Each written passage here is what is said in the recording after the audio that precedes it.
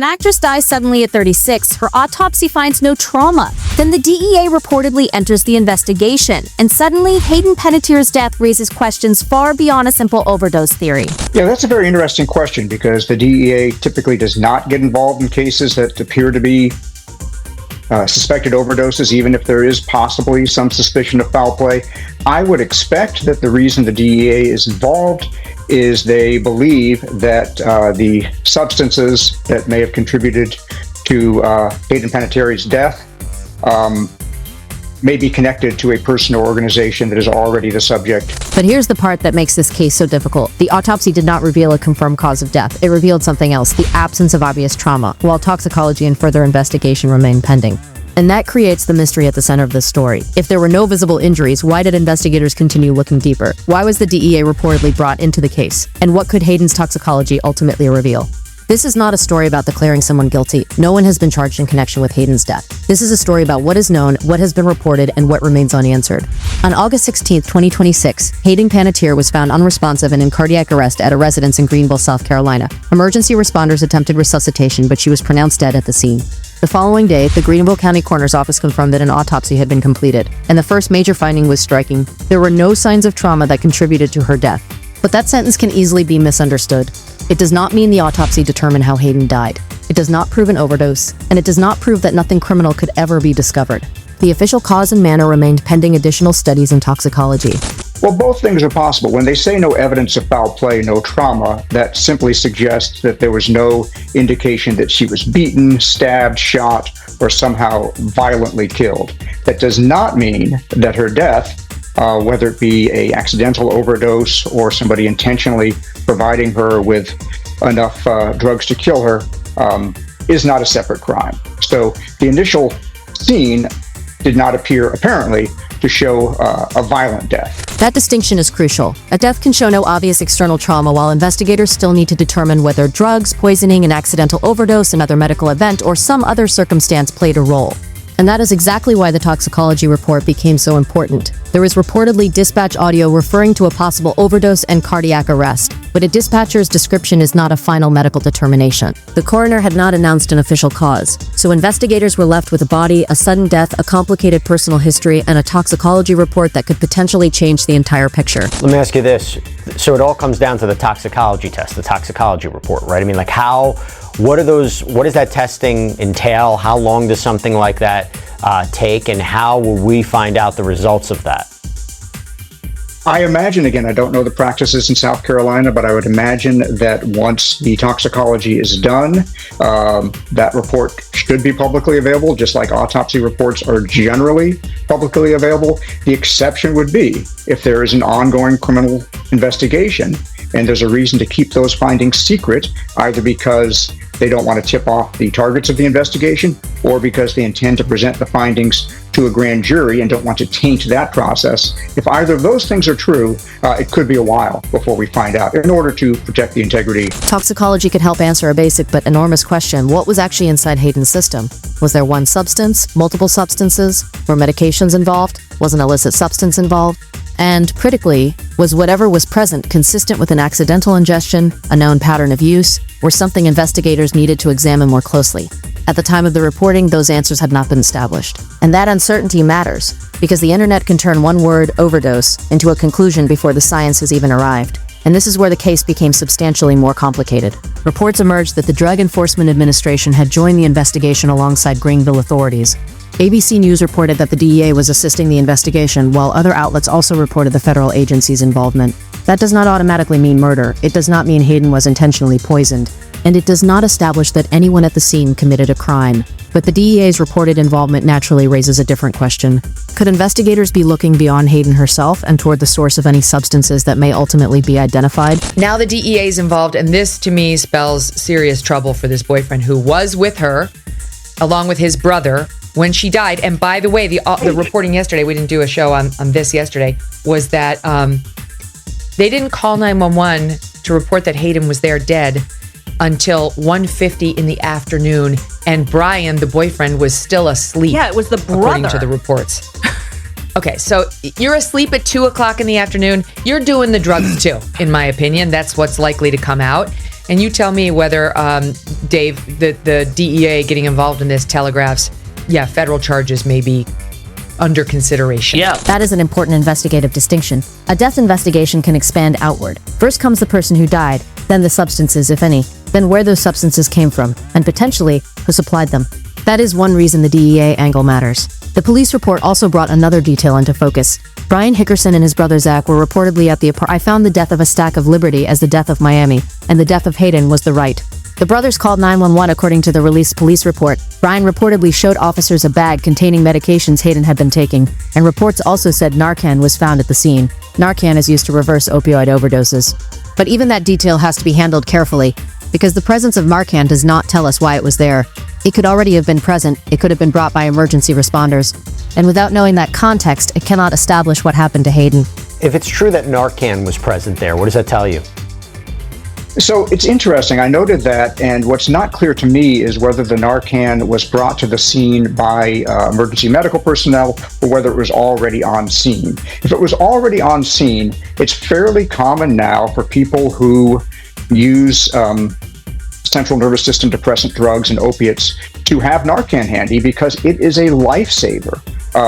Overdoses, particularly from fentanyl, have been reduced dramatically, at least deaths from overdoses have been reduced dramatically because users have access to and use Narcan. That uncertainty is exactly why toxicology matters more than speculation. The bottle, the medication bag, the Narcan, the dispatch audio, none of those pieces individually establishes a cause of death. Together, however, they explain why investigators would want a complete toxicology picture. And that brings us to the person who was reportedly closest to Hayden during her final hours. Hayden and Brian Hickerson had a long, troubled history. Her memoir described domestic abuse inside their relationship. Court records and reporting documented Hickerson's criminal case involving Hayden, including felony domestic violence convictions and jail time. He had also publicly acknowledged that he had gotten physical with her. That history becomes relevant because Brian was reportedly present when Hayden died. But relevance is not guilt. That distinction has to remain clear. I felt my head snap back and smash into the wall, and a sharp pain shot down into my back. I braced my body to absorb the shock, then I closed my eyes. Clap. Brian slapped me hard, and a familiar sting radiated out from my cheek and across my entire body. "Okay, motherfucker, I am out of here," I said, as I broke free and ran upstairs. Hayden herself wrote about being afraid of Brian while simultaneously struggling to leave the relationship. Her words reveal something important about the emotional context surrounding her final years. This was not simply a celebrity relationship that went wrong. It was a relationship Hayden herself described through the lens of fear, anger, addiction, and repeated abuse. And yet, despite that history, authorities initially reported no signs of foul play or suspicious circumstances. So the question is not, did Brian kill Hayden? There is currently no evidence establishing that. The responsible question is, what, if anything, did investigators determine about the circumstances surrounding his presence when she died? Because Hayden's death cannot be understood through a toxicology report alone. She was a child performer who entered the entertainment industry before she was even 1 year old. By childhood, she had already accumulated dozens of commercials and professional appearances. In her own interview, she described how performing became intertwined with her identity, and later fame arrived with extraordinary speed. Her role on Heroes turned her into an international star. But behind the fame was a young woman dealing with pressures that she would later describe publicly. Oh my gosh. Well, And the spotlight that was on you.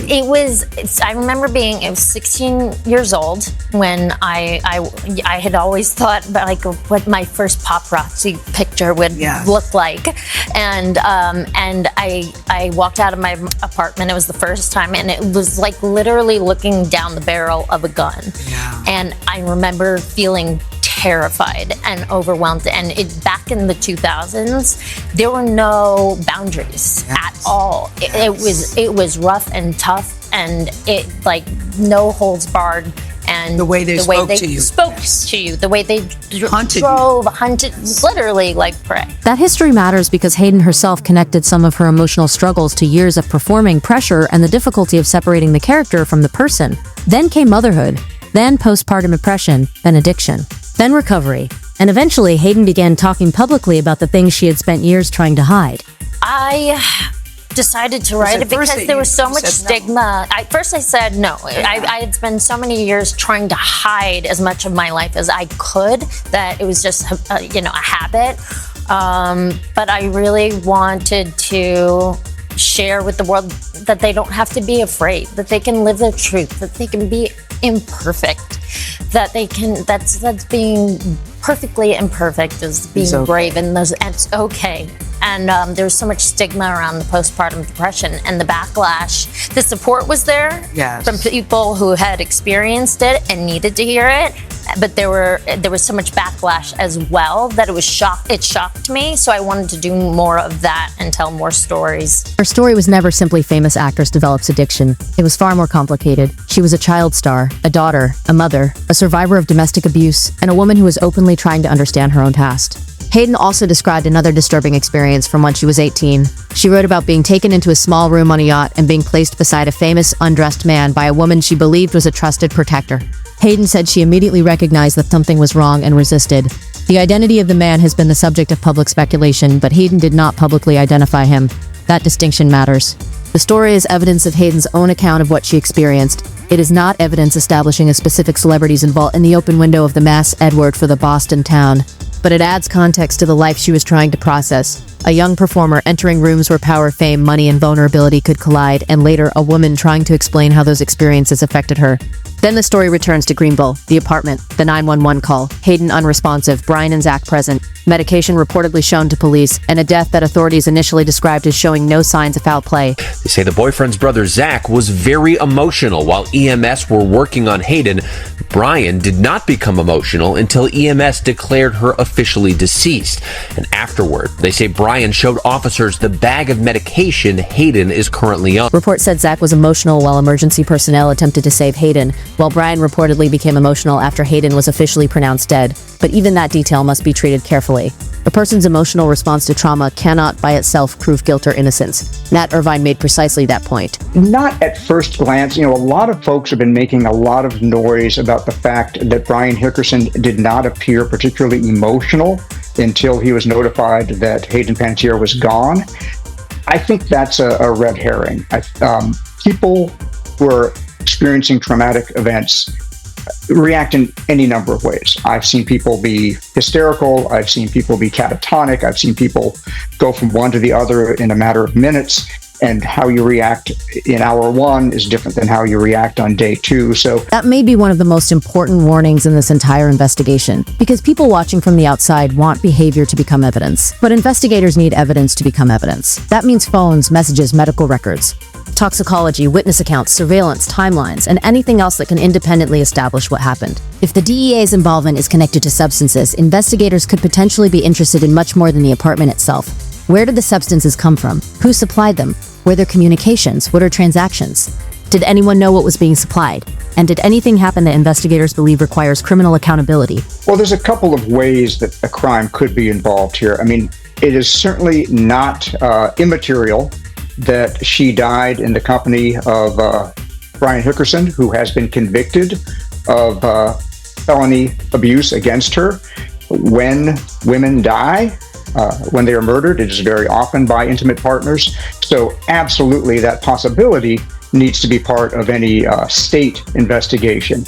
Beyond any possible culpability on Mr. Hickerson's part, there is the question of, again, if this is a case where she died because she was provided with some kind of illicit substance, where do those substances come from? And is it possible to hold criminally accountable the person or persons that provided her with those substances? So there's really kind of two fronts in terms of looking at criminality: the possible involvement of the intimate partner or other persons that were actually present at the time that she potentially overdosed, and then kind of one step out, where do those substances come from, and can the person or organization... Those are investigative questions, not accusations, and there is another reason the toxicology report matters so much. If toxicology identifies substances that were not expected or combinations that raise questions, investigators may have to reconstruct the chain backward. Who had access? Who communicated with whom? What was Hayden expecting to take? And what did she actually ingest? At this stage, those questions remain open, and this is where the story becomes vulnerable to conspiracy theories. Hayden had publicly discussed the darker side of fame. She had described addiction, depression, postpartum depression, domestic violence, and traumatic experiences from her years in entertainment. So some people have begun asking whether the industry itself somehow played a role in what happened to her. But there is a critical line that cannot be crossed without evidence. Hayden's experiences can demonstrate that she faced serious pressures. They can demonstrate that she believed certain experiences damaged her. They cannot by themselves prove that Hollywood caused her death. There is currently no evidence in the available reporting establishing a Hollywood-directed killing or organized conspiracy connected to Hayden's death. That remains theory, and the investigation has not established it as fact.